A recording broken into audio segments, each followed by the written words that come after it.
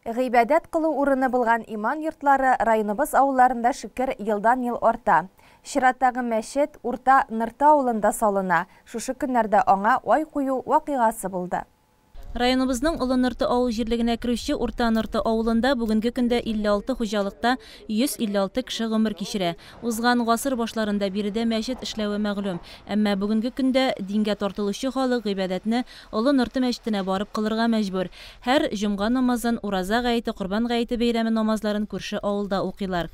Тиздән Аллаһ кушса, үзләре дә мәчетле булачак. Һәм менә шушы көннәрдә олы вакыйга тантаналы шартларда ай кую гамәле булды. Бу шатлыклы вакыйганы күрергә авылның олысы кешесе, районыбызның дин әһелләре килде. Бүгенге көндә читтә яшәүче авылдашлар да кайтты. Авыл халкының сөенече иксез, шиксез. Ниһаят, менә безнең авылга да шундый зур вакыйга, зур бәйрәм килеп җитте.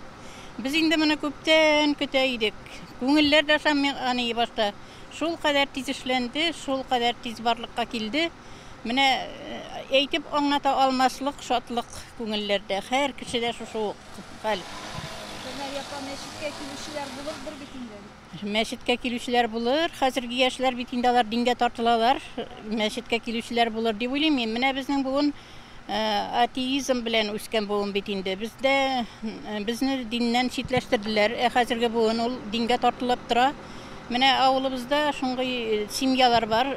Дингә яшь килеш диндә инде 5нче класстан алып ураза тотучы малайлар, кызлар бар.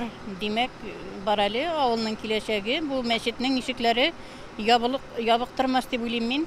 Иганәчеләргә дә бик зур рәхмәт. Шундый зур суммада иганә кертеп, авылыбызга шушындый зур мәчетне төзетеп биргәннәр өчен дип әйтәсем килә. Чыннан да бу заманда һәр кемгә дә кирәк инде ул. Кирәк булса да менә авылның шушы авылдан чыгып башка районнарда эшләүче кешеләр дә онытмаганнар икән. Рәхмәт аларга.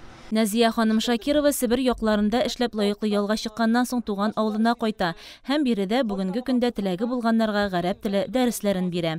Аллаһның рәхмәтләре белән шушы мәчетебез шушы бик тиз вакытта төзелде. Ярдәм итүчеләре дә табылды. Мәчет төзелә дигәч булыр микән, башкарып чыгып булыр микән, ярдәм итүчеләр табылыр микән дигән шик-шөбһә күңелдә булса да, менә ул Аллаһның рәхмәте белән бу эшләребез бик тиз арада менә башкарылып кирәк. Без алдыгызда инде иншаллах ахырына кадәр җиткереп, шушы мәчетебездә азаннар укылып, намазларга шушы намаз азан тавышларына торырга насип булсын. Барыбыз да исән сау булыйк. Шушы мәчетнең төзелүенә куанып, сөенеп бетә алмыйм. Бүгенге көн безнең өчен бик тә дулкындыргыч көн. Иман йортын төзүгә ярдәмен халык та, иганәчеләр дә кызганмый. Манараны һәм айны авылдашлары ярдәме белән авыл имамы Илмир Арикеев һәм аның бер туган энесе Илфир урнаштырдылар.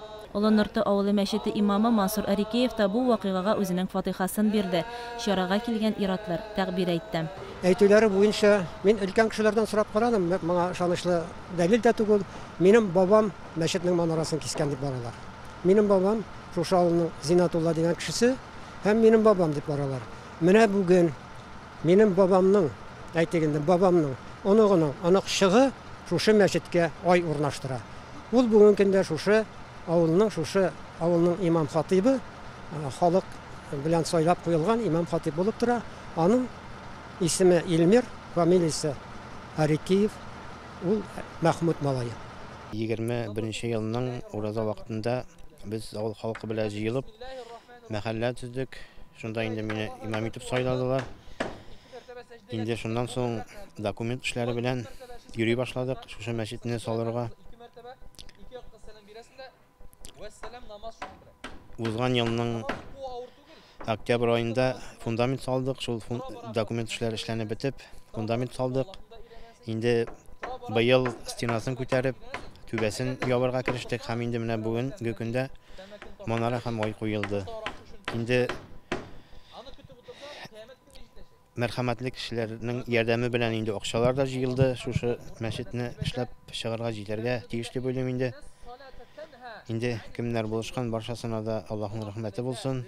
Лесхоз мәчете имамы Әхмәт хәзрәт Сафин тантаналы чарага килгән авыл халкына вәгазь әйтеп, мәчет Аллаһы Тәгаләнең безгә биргән зур форсаты, алар безне җәннәткә алып баручы кораблар диде. Мәчетне буш тотасы түгел, һәр вакытта да 5 азан әйтелергә тиеш, һәм шушы мәчеттә 5 вакыт намаз укылырга тиеш.